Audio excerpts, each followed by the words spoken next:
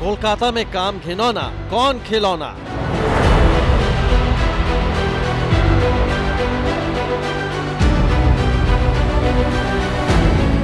कोलकाता कांड की अनसुलझी गुत्थी।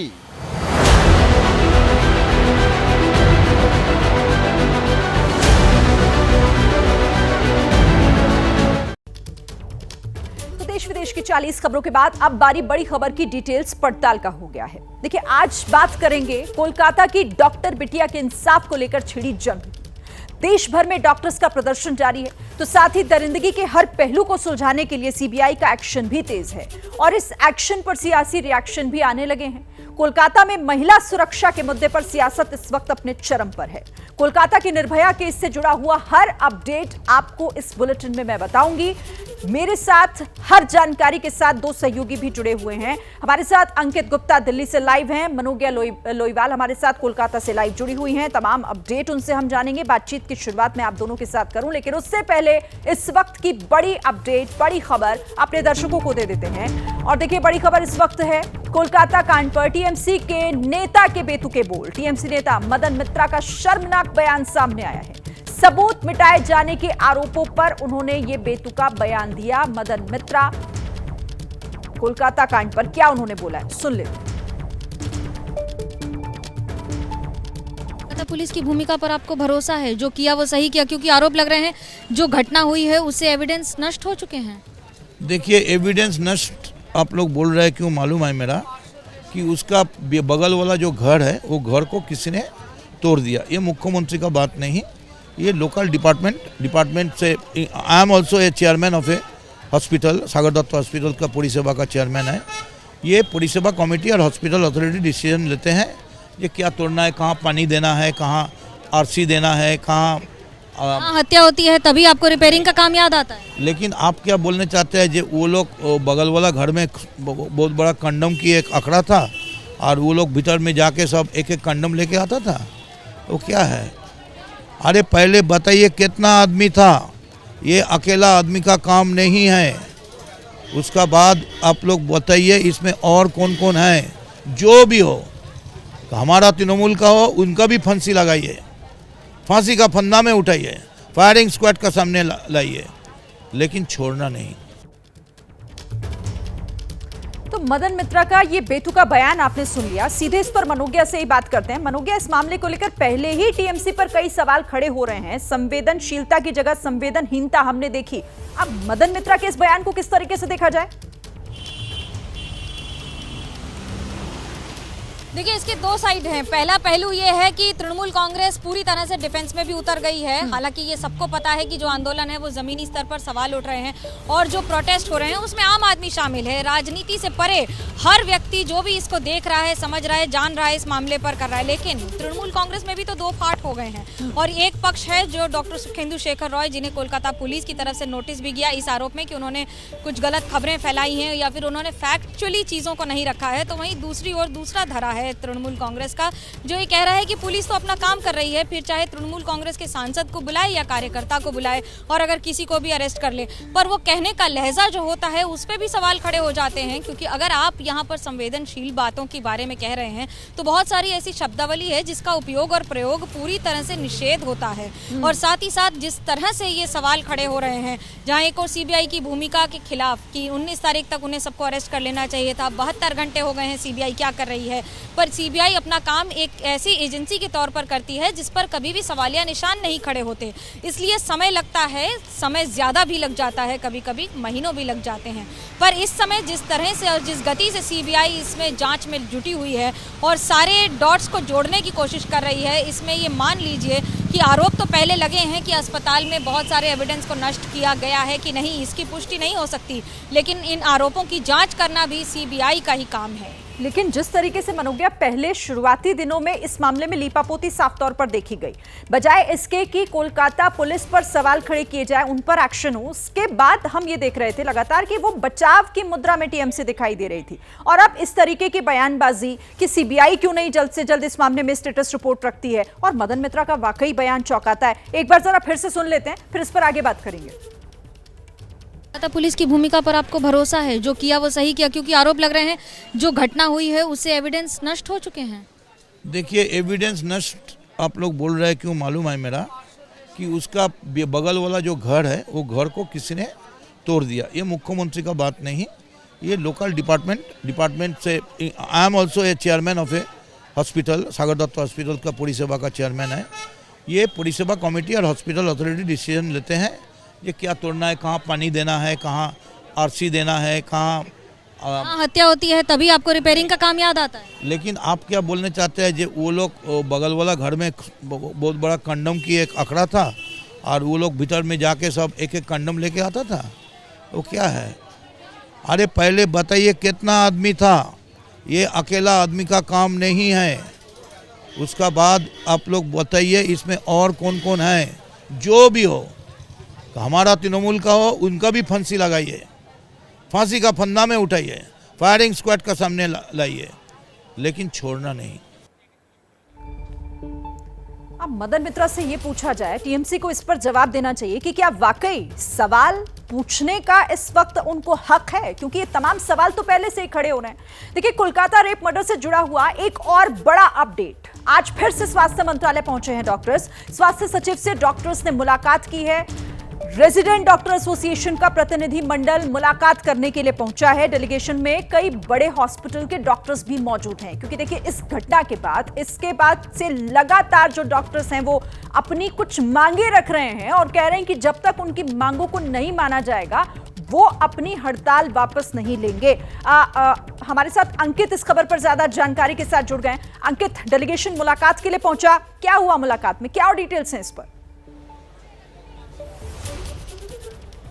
शिरीन, इस वक्त के लिए अपडेट ये है कि वो मुलाकात खत्म हो गई है। करीबन 2 घंटे तक ये मुलाकात चली है और मुलाकात के दौरान जो प्रतिनिधि मंडल था उनकी मुख्य मांग क्या थी? मुख्य मांग ये थी कि सेंट्रल प्रोटेक्शन एक्ट यानी सीपीए, जिसका वो यहाँ पर नारेबाजी भी हो रही है कि हमको एक ऐसा कानून चाहिए जिससे कि डॉक्टरों को देश भर में सुरक्षित रखा जा सके। यहाँ पर शिरीन ये समझना जरूरी है, यहाँ पर कोलकाता का जो मुख्य मामला है, यानी कि जो पीड़िता का मामला है, उसको न्याय, उसके नारे जरूर लग रहे हैं, लेकिन जब स्वास्थ्य मंत्रालय से बातचीत हो रही है वहाँ पर प्रमुख मुद्दा वो नहीं है। प्रमुख मुद्दा क्या है कि देश भर में डॉक्टरों की सुरक्षा को लेकर के एक कानून चाहिए, और उसी मांग को लेकर के आज भी प्रतिनिधि मंडल की मुलाकात हुई है, क्योंकि कोलकाता मामले की जांच सीबीआई कर रही है और इनको भरोसा दिया गया है हड़ताल कर रहे हैं, जिनके कई सवाल हैं। कोशिश कीजिएगा जरा उनसे बात करने की।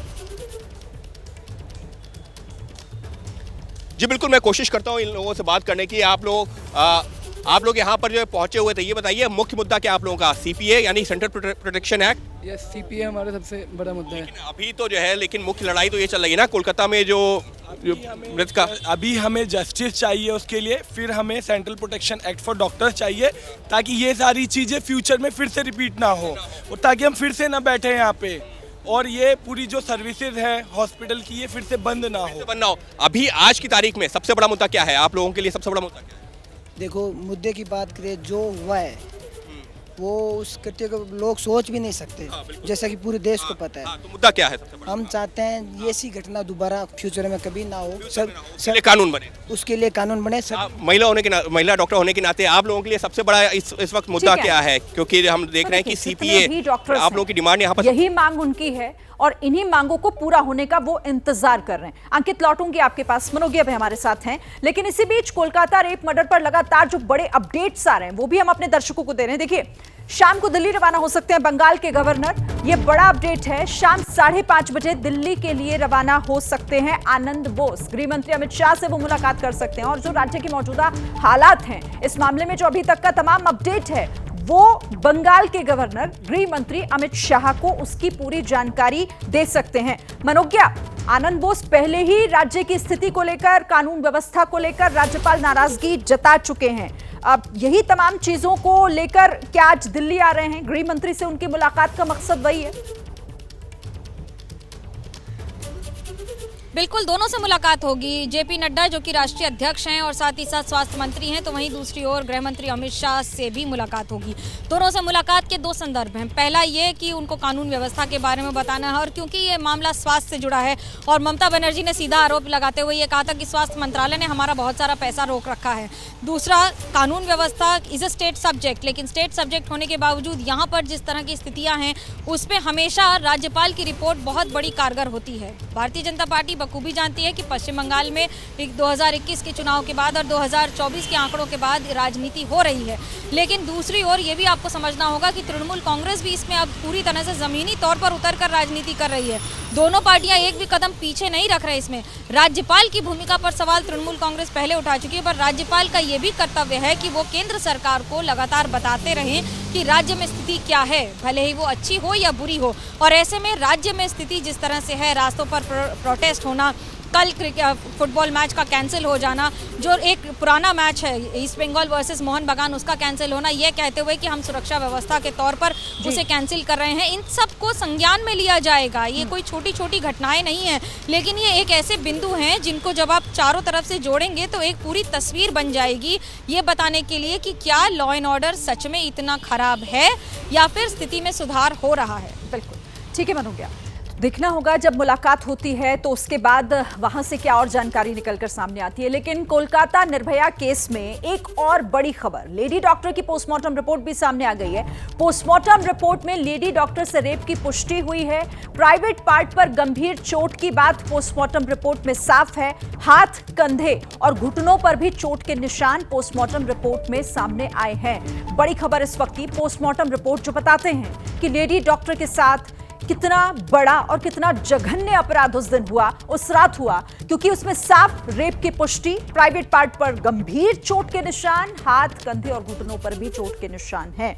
तो पोस्टमार्टम रिपोर्ट सामने आ गई है। आपको अब मैं बताती हूं विस्तार से इस बड़ी एलईडी के जरिए, इस स्क्रीन के जरिए कि आखिर पोस्टमार्टम रिपोर्ट में क्या कुछ निकलकर सामने आया है। ये देखिए, बाएं हाथ कंधे पर खरोंच के निशान पोस्टमार्टम रिपोर्ट में साफ देखने को मिले हैं। घुटने के पीछे और टखने पर भी खरोंच के निशान हैं। डॉक्टर बिटिया के प्राइवेट पार्ट के पास भी गंभीर चोटें मिली हैं और इसी के साथ लेडी डॉक्टर के साथ रेप की पुष्टि हो चुकी है। ये बड़ी बात, प्राइवेट पार्ट से खून बह रहा था और इसी के साथ ये तमाम बातें जो हैं वो इस पोस्टमार्टम रिपोर्ट में सामने आई हैं। आंखों में खून के थक्के जमे हुए थे, कांच घुसा हुआ था, खून के थक्के जमे हुए थे, दोनों आंखों की पुतलियां फैली थी, ये भी पोस्टमार्टम रिपोर्ट में साफ है। उंगलियां नाखून के नीचे नील पड़ा हुआ था। शव का निचला हिस्सा निर्वस्त्र था, कोई कपड़ा उसके ऊपर नहीं था।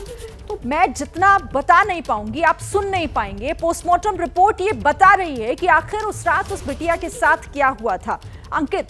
और ये वाकई इतना दिल को दहला देने वाला है, इतना परेशान करने वाला है, जिसकी सिर्फ अभी तक बातें की जा रही थी। पोस्टमार्टम रिपोर्ट में उस एक का जिक्र है कि आखिर क्या कुछ हुआ उस दिन डॉक्टर बिटिया के साथ। हैवानियत, अगर एक शब्द में शिरीन बात करें, क्योंकि इतना कुछ बता ना हम सकते हैं और ना हम अपने दर्शकों को जो है वो उसको बता सकते हैं कि क्या कुछ लिखा गया है, क्योंकि जो शब्द हैं वो यकीन मानिए, देखिए डॉक्टर्स की लैंग्वेज में पोस्टमार्टम रिपोर्ट्स में तमाम चीज़ों का जिक्र करना होता है, वो किया गया है। लेकिन अगर हम एक शब्द में उस बात का जिक्र करें तो हैवानियत का वहाँ पर जो है एक तरीके से जो भी लोग वहाँ पर उस घटना में शामिल थे वो एक हैवान के रूप में उसके साथ पेश आए हैं। और इस रिपोर्ट में जिस चीज़ों का जिक्र किया गया है, अब जो CBI जो इस मामले की जांच आगे बढ़ा रही है वो क्या कर रही है, वो उसका जो है पहले तो जो आरोपी हैं, जितने लोग इन्वॉल्व हैं, जो लोग कटघरे में हो सकते हैं, उनसे तो पूछताछ करेगी ही, लेकिन उसके अलावा जो डॉक्टर्स का पैनल है जिसे पोस्टमार्टम किया था उनसे भी पूछताछ करेगी, क्योंकि जो डॉक्टर्स हैं उन्होंने जो क्या कुछ देखा था वो CBI की जांच रिपोर्ट में तथ्य को आगे बढ़ाने में मदद करेंगे। लेकिन निश्चित तौर पर अब तक जो तथ्य सामने आए हैं वो बस यही इशारा कर रहे हैं कि उस रात वहां पर। रोकती हूं 1 मिनट के लिए, एक और बड़ी खबर बता देते हैं। देखिए, कोलकाता केस में CBI भी लगातार एक्शन मोड में है, जांच जारी है, तफ्तीश हो रही है और आज भी पीड़िता के घर पर पहुंची है CBI की टीम। जो जानकारी वहां से मिल रही है, डेड बॉडी के पास जो डायरी मिली उसके बारे में पूछताछ परिवार से की है। संदीप घोष के बयानों को लेकर भी पूछताछ हुई है। आरजीकर अस्पताल भी पहुंची है CBI की टीम। लेजर मैपिंग के लिए CBI की टीम आरजीकर हॉस्पिटल पहुंची तो CBI हर पहलू को खंगालने की कोशिश कर रही है मनोज्ञा, और परिवार के साथ भी आज कुछ सवाल पूछे गए, डायरी के बारे में भी पूछा गया। क्या और इंफॉर्मेशन है? देखिए, आज CBI दोनों तरफ गई है, आरजीकर भी गई है और वहां पर भी गई है, यानी कि सोदपुर जहां पर पीड़िता का घर है। इन दोनों इलाकों में आपको रोज ये आप सोचेंगे कि यहाँ जाने की क्या ज़रूरत है, लेकिन यहीं से हैं जो सबसे ज़्यादा लीड्स मिलती हैं। जब आप एक ही सवाल किसी व्यक्ति को 4 बार करते हैं और आपको 4 जवाब मिलते हैं तो ये समझ में आ जाता है कि कुछ तो छुपाया जा रहा है। क्या इस मामले में भी संदीप घोष अपनी बात पर टिके हुए हैं? कितनी बातें बदल रहे हैं? उनके कॉल रिकॉर्ड से उनका डेटा यूजेज मैच नहीं कर रहा है, तो क्या उन्होंने कुछ अपने फैक्चुअली डिलीट किया है अपने फ़ोन से? इस पर अभी संदिग्ध जो सुई है वो जा रही है।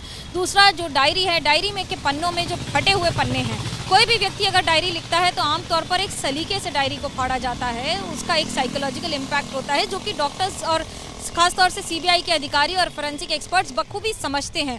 हर एक कदम का एक मायने होते हैं और हर एक कदम के एक इम्प्लीकेशन होते हैं जिनको स्टडी करके ही किसी निष्कर्ष पर आया जाता है। और बार बार परिवार से मिलने का कारण ये है कि कई बार ऐसा होता है जब आप परिवार से बात करते हैं तो वो छोटी-छोटी बातें बताते रहते हैं। जैसे यही वो 2 जगह हैं जहां से बहुत सारे सवालों का जवाब सीबीआई को मिलेगा। और देखिए, पूर्व प्रिंसिपल से सीबीआई की मैराथन पूछताछ भी जारी है। चौथे दिन भी सीबीआई के सवालों का सामना प्रिंसिपल को करना पड़ा है। सीबीआई सूत्रों के हवाले से एक बड़ी खबर मिल रही है कि संदीप घोष और पीड़ित परिवार के बयान में फर्क देखा गया है। संदीप घोष से फिर से पूछताछ करेगी सीबीआई। पीड़ित परिवार के बयानों के आधार पर यह पूछताछ आगे बढ़ाई जाएगी। तो बड़ी खबर है ये। अच्छा, एक और बड़ी खबर, स्वास्थ्य मंत्रालय के साथ डॉक्टर्स की मीटिंग खत्म हो गई है। डॉक्टर्स का एक डेलीगेशन पहुंचा था। प्रदर्शनकारी डॉक्टर सुरक्षा अध्यादेश की मांग कर रहे हैं और सूत्र ये जानकारी दे रहे हैं कि सरकार इसके लिए तैयार हो गई है, कानून बनाने को तैयार। सरकार से जुड़े सूत्रों का ये दावा। इस मुलाकात के बाद ये बड़ा अपडेट, सरकार जल्दबाजी में कोई फैसला नहीं लेगी, लेकिन इस कानून को लाने पर जरूर सरकार जो है वो फैसला करेगी। अंकित, क्या और जानकारी इस पर? ये बिल्कुल सूत्र इसी बात की ओर इशारा कर रहे हैं कि जो एक डेलीगेशन गया था इन छात्रों का, इन डॉक्टर्स का, तो उनको ये लोग मांग कर रहे थे कि अध्यादेश लाया जाए, लेकिन अध्यादेश पर तो नहीं, लेकिन हाँ कानून बनाने को लेकर के सरकार ने कहा है कि हाँ हम इस पर जो काम करेंगे। आप लोगों की जो मुलाकात हुई है, क्या भरोसा दिया गया है? देखिए, जो भी बात हुआ है वो सारा चीज़ ठीक है, लेकिन हमें पूरे पारदर्शित रूप से पूरा जांच चाहिए। उसमें कितने लोग इन्वॉल्व हैं उन सबका नाम आना चाहिए। कोलकाता वाली घटना की बात? हाँ जी। उसके अलावा जो सीपीए यानी सेंट्रल प्रोटेक्शन एक्ट को लेकर के क्या हमें अभी कुछ भी सॉलिड नहीं बताया गया है, कुछ भी गारंटी नहीं दिया गया है। अभी भी कह रहे हैं कि हम देखेंगे, इसके बारे में बात करेंगे, हायर अथॉरिटी से बात करेंगे। जब लोग तो अध्यादेश की बात कर रहे थे ना, ऑर्डिनेंस को तो मना किया, अभी ऑर्डिनेंस नहीं ला सकते हम जल्दबाजी में। बिल्कुल भी ये कहा गया है। तो आप लोगों का हड़ताल का भी क्या है? हड़ताल आप लोग की? स्ट्राइक इज ऑन, स्ट्राइक तो चलता ही रहेगा, हम लोग पीछे नहीं हटने वाले हैं। अभी के लिए आप लोग यहाँ से डिस्पर्स करें, अभी के लिए यहाँ से जा रहे हैं। हम लोग जेड ग्रेड सुरक्षा नहीं मांग रहे हैं। We are asking for very basic things, basic. अभी के लिए आप लोग यहाँ से जा रहे हैं? हम लोग यहाँ पे स्ट्राइक अभी जो है हम लोग यहाँ से डिस्पर्स होंगे, लेकिन ये स्ट्राइक जारी रहेगी जब तक हमें सीपीए नहीं मिलेगा। देखिए, और मैसेज क्या है? The day white coat turn red, 78 years independence made no sense. यानी कि इस आज़ादी का क्या मतलब है अगर ये डॉक्टर्स के ऊपर इस तरीके के हमले होते रहेंगे। और यहाँ पर जो सबसे बड़ा मुद्दा था शिरीन, जिसका मैं जिक्र भी कर रहा था, सेंट्रल प्रोटेक्शन एक्ट। इन जो छात्रों का जो डॉक्टर्स है, रेसिडेंट डॉक्टर्स एसोसिएशन है, इनका ये कहना था कि हमको एक ऐसा कानून चाहिए जिससे कि डॉक्टरों की सुरक्षा बढ़ाई जा सके, और इसके लिए ये लोग ऑर्डिनेंस यानी कि अध्यादेश लाने की मांग कर रहे थे। और सूत्र मेरे को ये जानकारी दे रहे हैं कि अध्यादेश के लिए सरकार नहीं तैयार है, लेकिन हाँ इतना जरूर कहा है कि आपकी जो मांग है कानून बनाने की, उस पर विचार किया जाएगा, लेकिन जल्दबाजी में ऐसे फैसला नहीं लिया जा सकता। जी ठीक है, तो बड़ी जानकारी इस वक्त अंकित दे रहे हैं कि अध्यादेश तो नहीं, लेकिन हाँ कानून बनाने के लिए तैयार है सरकार, और यही आश्वासन दिया गया उस डेलीगेशन को जो आज स्वास्थ्य मंत्रालय पहुंचा था मुलाकात के लिए। देखिए, कोलकाता कांड की सीबीआई जांच पर अब टीएमसी के कुछ सवाल भी सामने आ रहे हैं। आपको जानकारी दे दूं कि 5 दिन से सीबीआई ने कोई अपडेट नहीं दिया। ये टीएमसी आरोप लगा रही है कि 5 दिन हो गए, इस पर कोई अपडेट आखिर अभी तक क्यों नहीं दिया गया कि जांच कहां तक आगे बढ़ी है। 5 दिन में किसी संदिग्ध से सीबीआई ने पूछताछ क्यों नहीं की। सिर्फ एक गिरफ्तारी कोलकाता पुलिस ने की है। टीएमसी की मांग है कि जल्द सीबीआई इस पर एक प्रेस कॉन्फ्रेंस करे, सीबीआई जांच की स्थिति के बारे में जानकारी दे। टीएमसी की तरफ से यह मांग इसको लेकर की गई है कि जांच के बारे में जानकारी दी जाए सीबीआई की तरफ से। मनोज्ञा, जब पुलिस की बात हो रही थी तो बचाव की मुद्रा में अभी भी हालांकि टीएमसी है, लेकिन सीबीआई क्योंकि अब मामले की जांच कर रही है, तो फिर यह कहा जा रहा है कि इतनी देरी क्यों हो रही है, जल्द से जल्द इसकी जानकारी क्यों नहीं दी जा रही है? देखिए, यही राजनीति है। जब तक आपके घर में पाले में गेंद थी तब तक आप क्या कर रहे थे उस पर, अब जब किसी और के पास चली गई तो फिर आप बताइए आपने कितने गोल किए हैं, आपने कब क्या किया है, इसका हिसाब। पहली बात, सीबीआई तो आंसरेबल है सिर्फ और सिर्फ कोर्ट को, क्योंकि कोर्ट के आदेश पर सीबीआई की इंक्वायरी शुरू हुई है, किसी दल या किसी सरकार को नहीं। अब ऐसे में जब तक कोर्ट नहीं मांगता है जवाब, जब तक कोर्ट में अपडेट नहीं होगा, तब तक सीबीआई को बोलने की जरूरत नहीं है।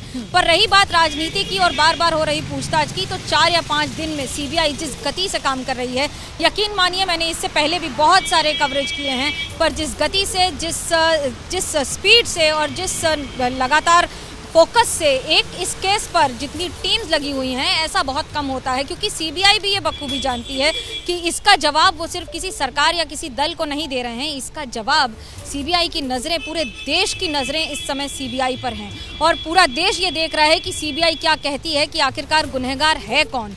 डॉक्टर बिटिया के साथ जो हुआ है उसकी जिम्मेदारी किसकी होगी? क्या किसी ने कुछ छुपाया था या फिर कुछ छुपाने का प्रयास किया गया था? इसका खुलासा का इंतजार करने के लिए इस समय सबकी नजरें सिर्फ और सिर्फ सीबीआई पर हैं। सही कह रहे हैं आप मनोज, और देश ये भी देख रहा है कि इस तरह के मामलों में भी, इतने संवेदनशील मामलों में भी जो पॉलिटिकल पार्टीज हैं वो सिर्फ और सिर्फ इसे अपनी राजनीति का विषय ही समझती हैं। और देखिए, एक बड़ी खबर भी आपको बता दूं, केंद्र ने अस्पतालों में सुरक्षा बढ़ाई है। सूत्र जानकारी दे रहे हैं कि केंद्र के सभी अस्पतालों में 25% सुरक्षा बढ़ी है। अस्पताल की ज्यादा सुरक्षा की मांग पर भी समीक्षा होगी। सुरक्षा बढ़ाने पर समीक्षा के बाद फैसला लिया जाएगा। इस वक्त की ये बड़ी खबर, केंद्र ने अस्पतालों में सुरक्षा बढ़ाने का एक महत्वपूर्ण फैसला लिया है। और इस बीच एक बड़ी खबर आ रही है कोलकाता रेप कांड से जुड़ी हुई, जिसमें आरोपी संजय राय का पॉलीग्राफिक टेस्ट कराया जाएगा। सीबीआई पॉलीग्राफिक टेस्ट कराएगी आरोपी का। इस वक्त की ये बड़ी खबर है, बड़ा अपडेट। सीबीआई लगातार इस मामले में जांच को आगे बढ़ा रही है और अब पॉलीग्राफिक टेस्ट की जो मांग सीबीआई की तरफ से की गई है, आरोपी संजय रॉय की पॉलीग्राफी टेस्ट की मांग की गई है। सियालदह कोर्ट में सीबीआई ने इसे लेकर अर्जी दाखिल की है। मनोज वर्मा हमें इस खबर पर और ज्यादा जानकारी देंगे। मनोज जी बिल्कुल, देखिए आपको बताना चाहेंगे कि आज दोपहर में ही सीबीआई ने सियालदह कोर्ट में मजिस्ट्रेट के सामने एक याचिका लगाई और उस याचिका में सीबीआई ने ये कहा है कि जो आरोपी संजय राय है उसका पॉलीग्राफिक टेस्ट जो है वो सीबीआई करवाना चाहती है। पॉलीग्राफिक टेस्ट इसलिए भी जरूरी है क्योंकि सीबीआई उस वारदात की रात का सच जो आरोपी है उससे उगलवाना चाहती है। साइकोलॉजिकल टेस्ट जो है सीबीआई आरोपी संजय राय का कर चुकी है, लेकिन सीबीआई को जरूरत लगती है कि पॉलीग्राफिक टेस्ट भी उसका होना चाहिए, क्योंकि जो संजय राय है वो सीबीआई के सवालों का सही तरीके से जवाब नहीं दे रहा है। इसलिए सीबीआई को लगता है कि पॉलीग्राफी टेस्ट करवाना चाहिए। इसी वजह से अर्जी दी गई है और सीबीआई के सूत्रों का ये भी कहना है कि जो इनकी मांग है वो मान ली जाएगी और हो सकता है संभवतः कल जो संजय राय है उसका पॉलीग्राफी टेस्ट सीबीआई करे। जी बिल्कुल मनोज, इससे पहले साइकोलॉजिकल टेस्ट भी आरोपी का इस मामले में सीबीआई की तरफ से जो है वो किया गया था और लगातार मनोदशा क्या है आखिर आरोपी की वो जानने की कोशिश की जा रही है। और अब पॉलीग्राफिक टेस्ट की अगर मांग सीबीआई की तरफ से की जा रही है तो इसकी जरूरत क्यों आखिर पड़ रही है? कोई इसे लेकर कोई जानकारी?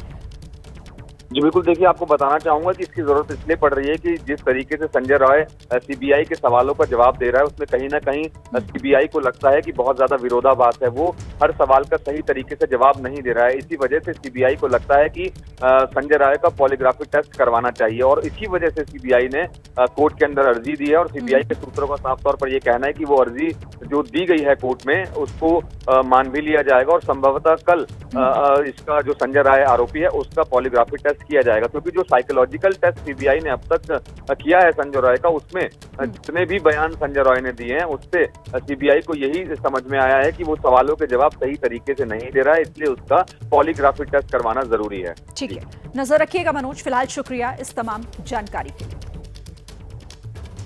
आगे बढ़ते हैं, अगली खबर का रुख करते हैं और देखिए मॉनसून की बात करेंगे जो एक बार फिर से रफ्तार पकड़ रहा है। कुछ राज्यों में मौसम ने एक बार फिर से करवट बदल लिया और इसकी वजह से मुसीबत वाली बरसात फिर लोगों को परेशान कर रही है। यूपी, उत्तराखंड, हिमाचल, महाराष्ट्र और पश्चिम बंगाल में बारिश ने लोगों को इस वक्त परेशान कर दिया है। आफत के बैक गियर की कुछ तस्वीरें आपको मैं दिखाऊंगी कि किस तरीके से बारिश की वजह से लोगों की जो मुश्किलें हैं उनमें इजाफा हो रहा है। इसके अलावा हर एक तस्वीर आपको मैं तफसील से दिखाऊंगी, लेकिन उससे पहले एक बड़ी जानकारी भी आपको दे दूं। देहरादून की सौंग नदी में ऑपरेशन जिंदगी चलाया गया है, जहां सैलाब के बीच जिंदगी की जंग लड़ी गई और वहां जो एसडीआरएफ की टीम थी उन्होंने 2 मजदूरों की जान बचाई। तस्वीरें भी आपके सामने हैं। अचानक से नदी का जलस्तर बढ़ गया था, मजदूर इसमें फंस गए थे और उसके बाद यहां शुरू हुआ ऑपरेशन जिंदगी। वो देखिए, दूर खड़े आपको 2 मजदूर दिखाई दे रहे होंगे और बीच में ये सौंग नदी जो अपनी रफ्तार के साथ आगे लगातार बह रही है और कोई भी हादसा यहां पर हो सकता था इन मजदूरों के साथ, लेकिन एसडीआरएफ की टीम ने इस तरह से यहां पर ऑपरेशन जिंदगी शुरू किया। दोनों को रेस्क्यू किस तरह से किया है ये आप देखिए जरा। रस्सी के सहारे किनारे तक लाया गया। जो ये 2 मजदूर फंसे हुए थे दूसरी तरफ, एसडीआरएफ की टीम ने किस तरीके से यहाँ इस मुश्किल हालातों में इन मजदूरों को रेस्क्यू किया। रस्सी बांधी गई और रस्सी के सहारे इन्हें किनारे तक खींचकर लाई। कोई भी हादसा हो सकता था। ये देखिए एसडीआरएफ की टीम ने किस तरीके से यहाँ रस्सी का सहारा लिया और बहती हुई नदी आप देखिए, बहाव कितना तेज है। ये देखिए, वो आपको दूसरी तरफ 2 मजदूर फंसे हुए, सौंग नदी के दूसरी तरफ फंसे हुए ये 2 मजदूर जो पानी के तेज बहाव को पार करने की कोशिश भी नहीं कर सकते थे, सोच भी नहीं सकते थे। जान को खतरा सीधे तौर पर यहाँ आ जाता। फिर एसडीआरएफ की टीम ने पूरा मोर्चा संभाला, ऑपरेशन जिंदगी को शुरू किया और फिर काफी मुश्किल हालातों के बीच मशक्कत के साथ रस्सी के सहारे इन दोनों मजदूरों को नदी के दूसरी छोर से इस तरफ खींचा और इनकी जान बचाई जा सकी। तो ये तो आपने देहरादून की तस्वीरें देखी और इस वक्त मॉनसून मुसीबत दूसरे राज्यों में भी इस वक्त बढ़ा रहा है। महाराष्ट्र की बात करूं तो पुणे में बारिश की वजह से हालात बेहद खराब हो गए हैं। बारिश की वजह से शहर में जगह जगह जलजमाव है। पिंपरी चिंचवड़ इलाके में बारिश की वजह से जल भराव की स्थिति पैदा हो गई है। रामवाड़ी इलाके में भी अंडरपास में पानी के अंदर फंसी हुई कारें दिख रही हैं। कोढ़वा इलाके में जल भराव जानलेवा साबित हो रहा है। करंट लगने से एक महिला की मौत वहां पर हो गई। तो महाराष्ट्र के पुणे में और अभी ताजा हालात क्या हैं, किस तरीके की मुश्किलों का सामना लोग कर रहे हैं। मंदार इस वक्त हमारे संवाददाता हमारे साथ जुड़ गए हैं। मंदार, बताइए जरा किस तरीके की मुश्किलें हैं और कैसे मुश्किलों से निकालने के लिए लोगों को प्रशासन वहां पर काम कर रहा है। मैं इस वक्त पुणे के टिम्बर मार्केट में हूं, जो एक व्यापारी इलाका है। यहाँ पर कई सारी दुकानें हैं, गोडाउन्स हैं और जो जलभराव हो रहा है उसकी वजह से लोगों का काफ़ी बड़ी मात्रा में नुकसान हो रहा है। मेरे साथ यहाँ के कुछ व्यापारी हैं और कुछ यहाँ के स्थानीय लोग भी हैं। इनका नुकसान हुआ है, कितना नुकसान हुआ है, क्यों हुआ है और इसका कारण क्या है? नुकसान का कारण बोले तो बारिश तो ठीक है, बारिश तो आ गया, रेन वाटर, बट प्रशासन के पास इसका कोई यही नहीं है, कोई दूसरा रास्ता नहीं कि पानी जाने के लिए रेन वाटर हार्वेस्टिंग का ये होना चाहिए, सोल्यूशन कुछ भी नहीं है। दूसरी बात, यहाँ पर एक कैनल है हमारे पास नज़दीक में, वो कैनल के ऊपर एंक्रोचमेंट किया हुआ है, फर्नीचर का ये बनाया हुआ है स्टोर, जिससे क्या हुआ, पानी का प्रवाह जो आना। नुकसान हुआ है आपका? मेरा तो करोड़ों के ऊपर नुकसान है। ये आपका प्लाईवुड का दुकान है? तो हम यहाँ पर देख सकते हैं, ये पूरा प्लाईवुड का दुकान है, इसके पीछे इनके गोडाउन है। मेरा इधर यहाँ पर पूरा पानी भर चुका है। मेरा एक हार्डवेयर का स्टोर भी है जिसपे पूरी तरह से वो डैमेज हो चुका है। मेरे सब लॉक्स वगैरह जो पड़े हुए थे, सैटरडे क्लोजिंग था, संडे को छुट्टी था, तो संडे को इस वजह से काफ़ी। कुछ स्थानीय लोग हैं, क्या हुआ यहाँ पर और क्यों हुआ है? नाला का जो ब्रिज है, वो ब्रिज की हाइट पहले 6 से 7 फुट थी, अभी वो 2 फुट रह गई है। 2 फुट रहने के कारण दीवार है, दीवार का ब्रिज का पानी लगा कि एकदम बाहर गेट के बाहर से दबा के सब रोड पे दुकान के पानी गया है। तो ब्रिज की वो हाइट है, थोड़ा सा हाइट बढ़ा के एक 40 फुट का एक थोड़ा ब्रिज रॉन्ग करेंगे तो पानी जो है तो कम से कम 10 फुट के अंदर। ये जो समस्या है, आप नगर निगम को या फिर जो जिम्मेदार लोग हैं उनको बताते होंगे, उनकी तरफ से कुछ रिस्पॉन्स मिलता है, नहीं मिलता है? ये जो तकलीफ है ये अभी का नहीं है, हर साल का तकलीफ है। हर साल लोगों को ये तकलीफ फेस करना पड़ता है। 1 या 2 दुकान की समस्या नहीं है, ये ऑलमोस्ट आधे मार्केट का समस्या है। लोग परेशान हो गए, अर्जी दे के, एप्लीकेशन दे के, कमिटमेंट लेके, बट आज तक कोई इधर आया नहीं है, कोई समस्या नहीं है। आज भी व्यापारी, रक्षाबंधन है लेकिन आज भी व्यापारी रुके क्योंकि आज भी बारिश आ रहा है। आज भी उनको वही तकरार है कि आज भी पानी जाएगा, कुछ ना कुछ होगा, बट कोई हमारे को सपोर्ट नहीं है। आज भी डर है आपको? बारिश तो शुरू हो गई है, अभी फिर से ये हालात भी पूरा डर है कि रात को क्या होगा पता नहीं, हमको इधर ही रुकना पड़ेगा रात को, ऐसा लग रहा है। और अभी बरसात का प्रभाव बढ़ गया है तेज वापस, और अभी तक कोई इधर कुछ हुआ नहीं है अपडेट। कॉर्पोरेशन की तरफ से जो होना चाहिए था कुछ भी नहीं हुआ है। हम अपने दर्शकों को दिखाना चाहेंगे कि पुणे में फिर से बारिश शुरू हुई है। हर रोज पिछले कुछ दिनों से शाम को बारिश शुरू होती है और उसके बाद पुणे के अलग अलग इलाकों में जलभराव हो जाता है। लोगों का करोड़ों रुपए का नुकसान हो रहा है और जो जिम्मेदारी नगर निगम को उठानी है वो नगर निगम नहीं उठा रहा है, ऐसा यहाँ के वो लोगों का साफ आरोप। झलक रहा है जब आप उनसे बात कर रहे हैं। मंदार आप रहिएगा मेरे साथ, हम क्योंकि पुणे की बात कर रहे हैं तो मैं जरा कुछ तस्वीरें दिखा देती हूँ दर्शकों को कि वहां पर कैसे मुश्किल हालात लोगों को परेशान कर रहे हैं। मॉनसून की मुसीबत आप समझिएगा।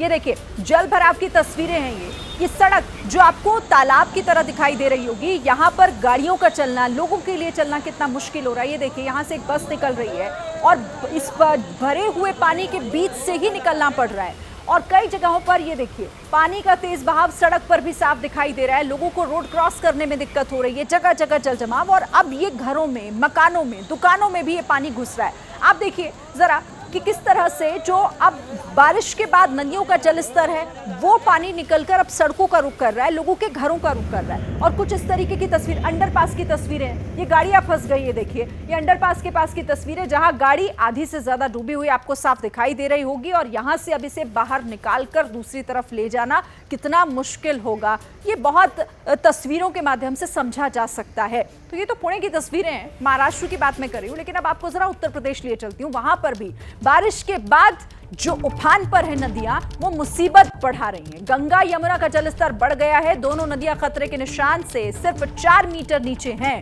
सिंचाई विभाग के कंट्रोल रूम से मॉनिटरिंग लगातार हो रही है। क्या मौजूदा स्थिति है? मोहम्मद मोइन प्रयागराज से हमारे साथ जुड़ गए हैं, बताएंगे हमें। मोहम्मद मोइन, देखिए अगर संगम नगरी प्रयागराज की बात करें तो यहाँ गंगा और यमुना दोनों नदियों का जलस्तर एक बार फिर तेजी से बढ़ने लगा है। अगर गंगा की हम बात करें तो गंगा का जलस्तर तकरीबन आधा सेंटीमीटर प्रति घंटे की रफ्तार से बढ़ रहा है। वहीं यमुना नदी 1 सेंटीमीटर प्रति घंटे की रफ्तार से बढ़ रही है। इस वक्त हम मौजूद हैं प्रयागराज के मौजगिरी घाट पर। ये पूरा पक्का घाट है। शाम के वक्त इस वक्त यहाँ पर दर्जनों की संख्या में, सैकड़ों की संख्या में लोग यहाँ पर बैठ करके पिकनिक मनाते थे, आरती करते थे। लेकिन आप देख सकते हैं कि जो पूरा घाट है, जो घाट की सीढ़ियां हैं, पूरी तरह से पानी में डूबी हुई है। नदियों का जलस्तर लगातार बढ़ रहा है। प्रयागराज में गंगा और यमुना दोनों नदियां 10 दिन पहले तक लगातार उफान पर थी। हालात ये हो गए थे कि तमाम मठ मंदिरों में पानी घुस गया था, कई रिहायशी बस्तियों में पानी घुस गया था। लेकिन 10 दिनों में दोनों नदियों की रफ्तार जो है वो थम गई थी, पानी घटना शुरू हो गया था। लेकिन कल से जो है वो पानी फिर से एक बार बढ़ने लगा है और ये आने वाले दिनों में लोगों के लिए मुसीबत का सबब बन सकता है। बहरहाल हमारे साथ कुछ लोग भी हैं, हम उनसे बात कर लेते हैं, उनसे जानने की कोशिश करते हैं। बताइए क्या नाम है आपका? मेरा नाम है अभय प्रताप सोनकर। अभय, ये बताइए कि पानी किस रफ्तार से बढ़ रहा है और कितना डर लग रहा है? डर तो काफी लग रहा है। पहले तो पानी यहाँ पर कम था और हम लोग लगातार आ रहे थे। इस बीच पानी ने काफी ज्यादा बढ़ाव हुआ है पानी के बीच, और यहाँ पे जितने भी घाट है सब डूब रहे हैं धीरे धीरे। बिल्कुल धीरे धीरे कर घाट डूब रहे हैं। और भी लोग हैं, उनसे बात करते हैं। भैया क्या नाम है आपका? जी ऋतिक सोनकर। ऋतिक जी, ये बताइए ये जो जलस्तर एक बार फिर से बढ़ने लगा है, ये कितना डरा रहा है? किस तरीके का एहतियात बरत रहे हैं आप लोग? जी डर का माहौल तो बना हुआ है, क्योंकि जल स्तर जिस कदर बढ़ रहा है इससे लग रहा है प्रयागराज का कुछ डूबने की आशंका ज्यादा हो रही है। इस कारण डर बना हुआ है सारी चीजों। बिल्कुल तस्वीरों के जरिए देखा जा सकता है कि ये जो बिजली के खंभे हैं ये बताएंगे कि नीचे कहां तक घाट था और अभी कहां तक पानी आ गया है। और अगर प्रयागराज की बात करें तो पिछले 15 दिनों से लगातार बारिश हो रही है। इस वक्त भी हल्की बारिश हो रही है। बारिश में खड़े होकर ही हम अपने दर्शकों को तस्वीर दिखा रहे हैं और निश्चित तौर पर कहा जा सकता है कि प्रशासन एक बार फिर से अलर्ट मोड पर आ गया है। 100 से ज्यादा बाढ़ राहत चौकियां बना दी गई हैं और कल जब आशंका जो है वो साफ तौर पर देखी जा रही है और लोग भी इस बात को लेकर खौफजदा हैं कि अगर ये खतरे के निशान को ऊपर कर गया पानी तो फिर क्या होगा आसपास के इलाकों में। देखिए मध्य प्रदेश की बात कर लेते हैं। मध्य प्रदेश के मंडला में बारिश की वजह से नदी नाले उफान पर हैं। एक पुल पर बाइक सवार युवक की जान उस वक्त खतरे में आ गई जब वो पुल के ऊपर से बहते पानी को क्रॉस करने की कोशिश कर रहा था बाइक सवार। आप देखिए जरा तस्वीरें, पानी का तेज बहाव एक तरफ, बाइक पर कंट्रोल नहीं रहा और युवक पानी के साथ बहता चला। मध्य प्रदेश के मंडला की तस्वीरें हैं जहां पर नदियां उफान पर है, नदी का तेज बहाव। लेकिन कहते हैं ना कि जरा सी भी जो लापरवाही है आपकी वो किसी भी बड़े खतरे को दावत दे सकती है। और वैसे ये तस्वीरें, आपको इन तस्वीरों को जरा देखना चाहिए। और इनसे सबक लेने की जरूरत है कि यहाँ किसी भी तरीके की आपकी होशियारी, कोई भी लापरवाही आपकी जान पर भारी पड़ सकती है। देखिए ये बाइक सवार जो इस पानी के बहाव को क्रॉस करने की कोशिश कर रहा था, अपनी बाइक को वहां से ले जाने की कोशिश कर रहा था, लेकिन नतीजा क्या हुआ? बाइक के साथ साथ ये जो बाइक सवार है, देखिए ये सीधे फिसलता हुआ और उस पानी के वेग को कोई रोक नहीं सकता, आगे बहता चला गया, जान खतरे में आ गई। ये मंडला की तस्वीरें हैं और भी ऐसी तस्वीरें हमने कई जगह पर देखी हैं जहां ऐसी लापरवाही लोगों ने की है। प्रशासन बार बार कहता है कि एहतियात आपको भी बरतनी चाहिए। तो आपको उत्तर प्रदेश की तस्वीरें भी दिखा रहे हैं हम लगातार। चित्रकूट की भी तस्वीरें हैं सामने, जहां पर एक नदी पार कर रहे ट्रैक्टर सवार 5 लोगों की जान उस वक्त खतरे में आ गई जब अचानक से नदी का जलस्तर बढ़ गया और उस वजह से ट्रैक्टर सैलाब में फंस गया। लेकिन गनीमत ये रही कि मौके पर मौजूद ग्रामीण तुरंत पहुंच गए, मदद के लिए आगे आए और उन्होंने ट्रैक्टर को रस्सी से बांधकर बाहर खींच लिया। जो उसमें लोग सवार थे उन्हें भी सुरक्षित पानी से बाहर निकाल लिया। देखिए किस तरीके से ग्रामीणों ने यहां पर रस्सी का सहारा लेकर और इस ट्रैक्टर सवार लोगों को बाहर निकाला, रेस्क्यू किया। तस्वीरें सामने हैं।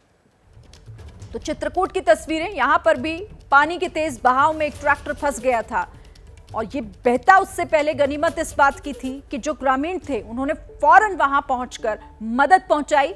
सबने एकजुट होकर इस ट्रैक्टर को रस्सी के सहारे बाहर खींचा और इस पर सवार लोगों की जान कुछ इस तरीके से बची। तो जगह जगह ऐसे मुश्किल हालात हैं, लोग फंसे हुए हैं, लोगों को निकाला जा रहा है, कई जगह तो जान तक जा रही है। लेकिन ये मॉनसून की आफत फिलहाल खत्म होती दिखाई नहीं दे रही है। तो सैलाब है, कहीं कहीं बढ़ता हुआ बहता हुआ तेज गति से पानी और उसका असर लोगों के जीवन पर पड़ रहा है। और अब आपको दिखाते हैं आज की विजुअल स्टोरी। दरअसल वायनाड में 30 जुलाई की रात हुए लैंडस्लाइड ने देश भर को झकझोर कर रख दिया था। इस प्राकृतिक आपदा ने सैकड़ों लोगों की जान ले ली और कई लोगों को बेघर भी कर दिया। अब उस मुसीबत का सीसीटीवी फुटेज सामने आया है। ये वीडियो 30 जुलाई की रात का है। इस सीसीटीवी फुटेज में आप देख सकते हैं कि किस तरह से वायनाड में सैलाब आया था और सब कुछ अपने साथ बहा कर ले गया। बता दें आपको कि वायनाड लैंडस्लाइड में जो लोग बेघर हो गए वो फिलहाल राहत शिविरों में ठहरे हुए हैं। 10 अगस्त को पीएम मोदी ने भी राहत शिविर का दौरा किया था। विस्थापित लोगों से मिलकर उनकी तकलीफ जानी थी और उन्हें मदद का भरोसा भी दिलाया था।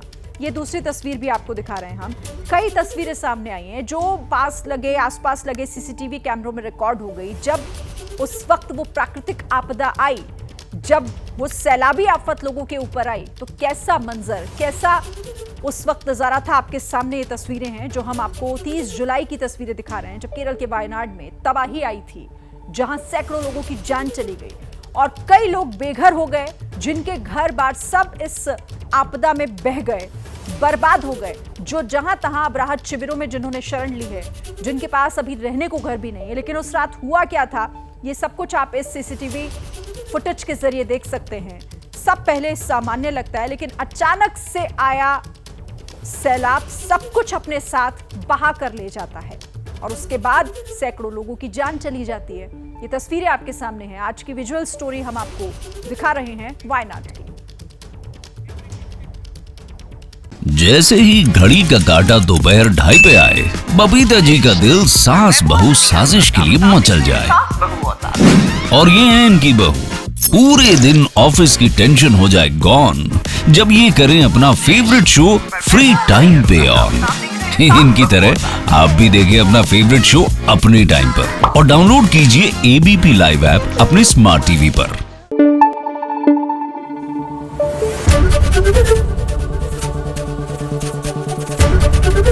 एबीपी न्यूज आपको रखे आगे।